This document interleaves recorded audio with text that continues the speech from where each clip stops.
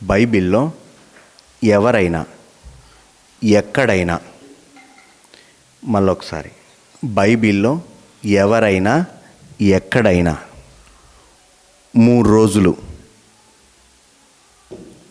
ఉపవాసం కూర్చొని పాపాలు ఒప్పుకొని తర్వాత పేరు వచ్చిన తర్వాత బ్యాప్టిజం తీసుకున్న సందర్భము బైబిల్లో ఒక్క చోటైనా ఉందా?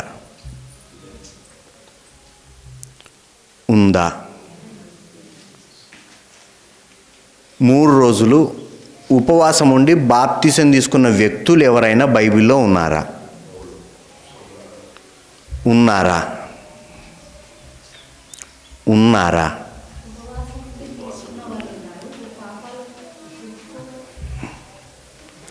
ఉపవాసం ఉన్నాడు. పౌలు 3 రోజులు ఉపవాసం ఉన్నాడు. ఎందుకున్నాడు 3 రోజులు? కళ్ళు కనపడలేదు,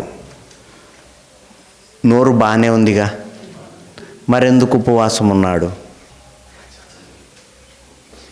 ఎందుకు ఉపవాసం ఉన్నాడంటే 3 రోజులు. అననీయ ఇతని దగ్గర రావడానికి 3 రోజులు టైం పట్టింది, అందుకని ఆయన 3 రోజులు ఉన్నాడు ఉపవాసం. ఒకవేళ ఈయన 2 రోజుల్లో వచ్చింటే అననీయ ఈయన దగ్గరికి 2 రోజుల్లోనే అయిపోయేది. లేదు 4 రోజుల్లో వచ్చింటే 4 రోజులు అయ్యేది. ఖచ్చితంగా 3 రోజులే ఉండాలన్నది రూల్ కాదు. ఒక వ్యక్తి బ్యాప్టిజానికి కూర్చున్నప్పుడు, బ్యాప్టిజం తీసుకునే సమయంలో పక్కన కూర్చొని పాపాలు ఒప్పించిన సందర్భం బైబిల్లో ఎక్కడైనా మనకు కనబడుతుందా? ఒక్క సందర్భం. సరే, పేరు మారిన వ్యక్తి బ్యాప్టిజానికి ముందు కానీ తర్వాత కానీ పేరు మారిన వ్యక్తులు ఎవరైనా ఉన్నారా? చెప్పొచ్చు యథార్థంగా. ఖచ్చితంగా మనకు అనుకూలమైన ఆన్సర్ రావాలనేం కాదు, బైబిల్లో ఉంటే చెప్పేయండి. పేరు మారిందా పౌలుకు అని అడుగుతున్నా. పౌలుకు పేరు మారిందా? సౌలు అన్న పదము హీబ్రూ పదం, పౌలు అన్న పదం గ్రీకు పదం. అంతే తప్ప ఈయన పేరు మార్చుకోలేదు. పేరు మార్చుకోమని దేవుడెక్కడా చెప్పలేదు. సరే, ఏమన్నా యాకోబుని ఇజ్రాయేల్ అన్నాడు, బ్యాప్టిజానికి ముందన్నాడా అంటున్నా. ఓకే, పేరు. ఇంకొకటి, ఆయన పేరు మార్చడానికి ఒక చారిత్రక ఆధారం ఉంది. నీకు నాకు పేరు మారడానికి ఏముంది అని అడుగుతున్నా. ఎందుకు మారాలి? దేనికి మారాలి? ఈ పేరు మారే ఆచారం ఎప్పుడు వచ్చిందంటే, కాన్స్టైంట్ అనే ఒక రోమన్ చక్రవర్తి బ్యాప్టిజం తీసుకుంటాడు. యేసు ప్రభుని తన సొంత రక్షకునిగా అంగీకరిస్తాడు. అంగీకరిస్తే అక్కడున్నటువంటి రోమా ప్రజలంతా, మా రాజుగారు, మా చక్రవర్తి గారే యేసు ప్రభుని నమ్మితే మేమెందుకు నమ్మకూడదని అతన్ని బట్టి చాలామంది యేసు ప్రభులోకి వస్తారు. వచ్చినప్పుడు వాళ్ళ పేర్లన్నీ విగ్రహ సంబంధమైనటువంటి పేర్లు.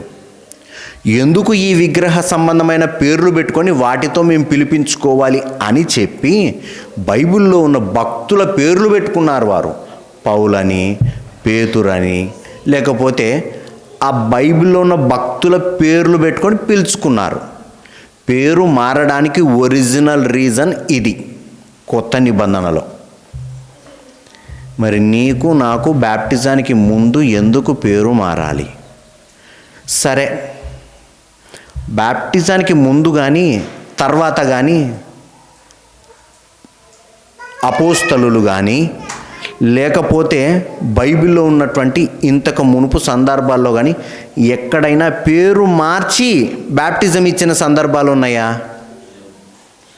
ఒక్క చోట కూడా కనపడదు. సరే, పేరు మారింది అనుకుందాం.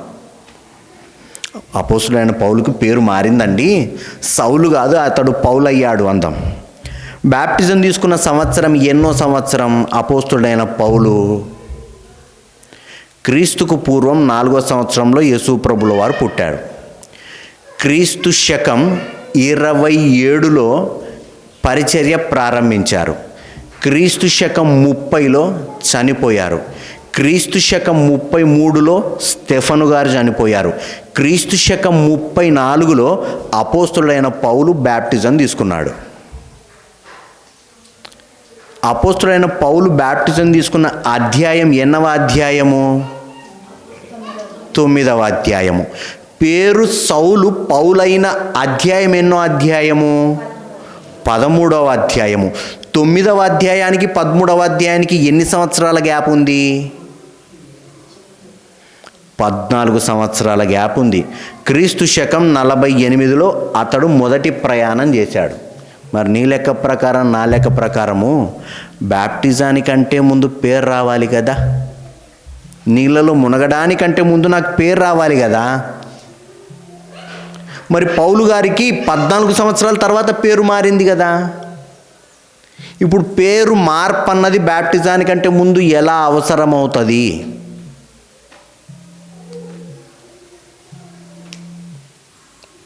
భయము లేనితనం. ఎందుకంటే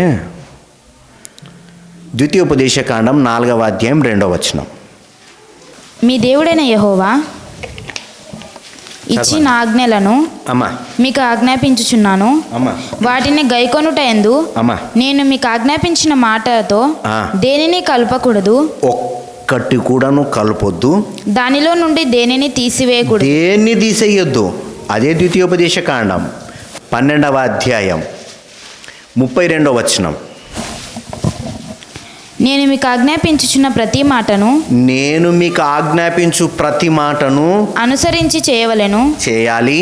దానిలో నీవు ఏమీ కలపకూడదు, దానికి ఏం కలపొద్దు, దానిలో నుండి ఏమీ తీసివేయకూడదు, దానికి ఏం తీసేయద్దు. సామెతల గ్రంథం 30వ అధ్యాయం 5-6 వచనాలు. దేవుని మాటలన్నీయు అమ్మా పుటము పెట్టబడినవే, దేవుని మాటలన్నీ పుటము పెట్టబడినవే. ఆయనను ఆశ్రయించు వారికి ఆయన కేడెము. ఆయన ఈ మాటతో, ఆయన మాటలతో ఏమీ చేర్చకుము. ఆయన మాటలకు నువ్వేం చేర్చొద్దు. ఆయన నిన్ను గద్దించునేమో, ఆయన నిన్ను గద్దిస్తాడు, అప్పుడు నీవు అబద్ధికుడ వగుదువు. ప్రకటన గ్రంథము చివరి అధ్యాయము 18-19 వచనాలు.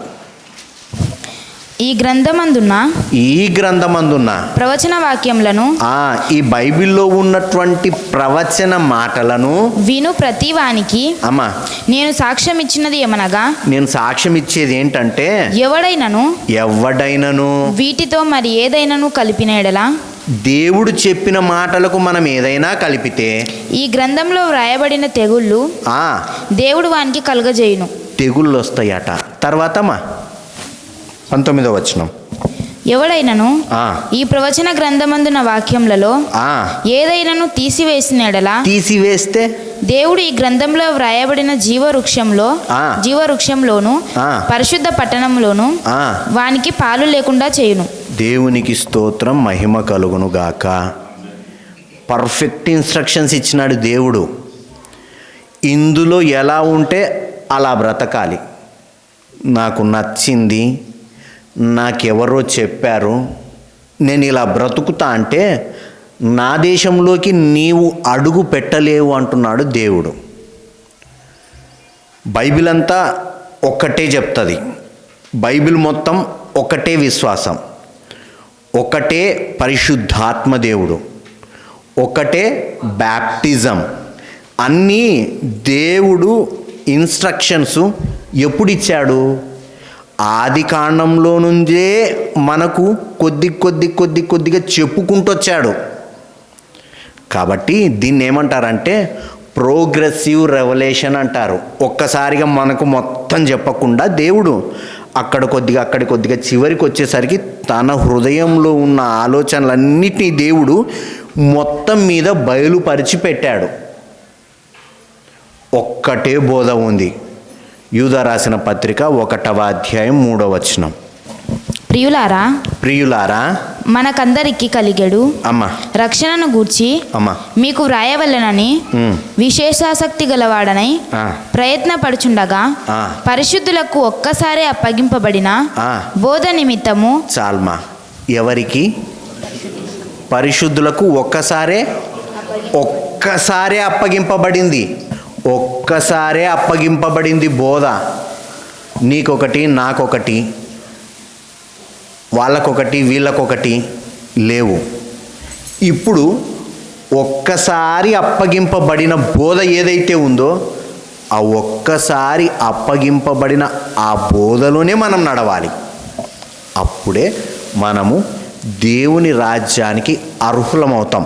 ఆ ఒక్క బోధ నీకు నాకు తెలియాలంటే బైబిల్ చదవాలి. రెండోది, ఈ బైబిల్ మనకు అర్థం అవ్వడానికి పరిశుద్ధాత్మ దేవుని సహాయం తీసుకోవాలి. అప్పుడు మనకు సర్వసత్యం అన్నది అర్థమవుతుంది.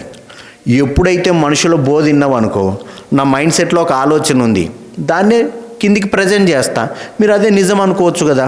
మేబీ నేనే రాంగ్ రూట్లో ఉండొచ్చు కదా.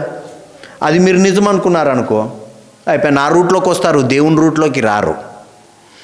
కాబట్టి ఇలా ఒక్కసారి అప్పగింపబడిన బోధ నుండి తొలగిపోతే వారికంట ఆ పరలోక రాజ్యంలో పాలు పంపులు అనేటివి ఉండవు. కాబట్టి ఆ బోధ ఎలా ఉంది అని ప్రతిదినము వాక్యము చదువుతూ పరిశీలన చేయాల్సిన బాధ్యత మన పైన ఉంది. ఎవరో పాటిస్తున్నారు, ఎవరో చేస్తున్నారు, వాళ్ళు కాదు కదా మనకు ప్రామాణికం. వాళ్ళు చేసినంత మాత్రాన గొప్ప దైవజనుడు, లేకపోతే పెద్ద దైవజనుడు, ఆకారం భారీగా ఉన్న దైవజనుడు, ఇలాంటివన్నీ కాదు కదా మనకు ప్రామాణికాలు. దేవుని వాక్యమే మనకు ప్రామాణికం. ఇందులో ఉంటే అలా చేద్దాం, ఇందులో లేదనుకో పరలోకంలో నుండి దూత వచ్చి మీకు చెప్పినను మీరు వినకండి అంటాడు అపోస్తులైన పౌలు గలతీయులకు రాసినటువంటి పత్రికలో. మరి మనకు ఎంత ముఖ్యమైంది కాబట్టి వాక్యాన్ని చదవడానికి ప్రయత్నిద్దాం. చాలామంది ఎక్కువ 24 గంటలు మెసేజ్లు చూసే వాళ్ళు ఉంటారు. చూస్తారు పక్కన పెడతారు, వాక్యం చదవరు వాళ్ళు. ఆయన చెప్పింది మైండ్లోకి ఎక్కి ఇంకా చూసి మనిషికి ఏమైపోతారంటే ఆయన్నే దేవుడు అయిపోతాడు. ఆయన చెప్పాడు అనుకో అది పర్ఫెక్ట్, ఇంకా దాన్ని వెరిఫై చేసుకోవాల్సిన అవసరత లేదనే స్టేజ్కి వెళ్ళిపోతాం. కాబట్టి ఎవరు చెప్పినా పరిశీలించండి, పరీక్షించండి. నేను ఈ మాటలు చెప్పలేదనుకో, ఇవి పలుమార్లు నేను మీకు గుర్తు చేయలేదనుకో, గుడ్డిగా నమ్మి వేరే రాంగ్ రూట్లోకి వెళ్ళారనుకో, వెళ్ళి అక్కడ ఫిక్స్ అయ్యారనుకో, తిరిగి వెనక్కి రా అంటే రాలేరు.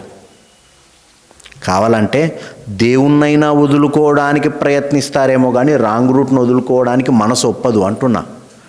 కాబట్టి ముందుగానే మనము పర్ఫెక్ట్ రూట్ని ఎంచుకొని ఆ పర్ఫెక్ట్ రూట్లోనే వెళ్ళడానికి ప్రయత్నిద్దాం.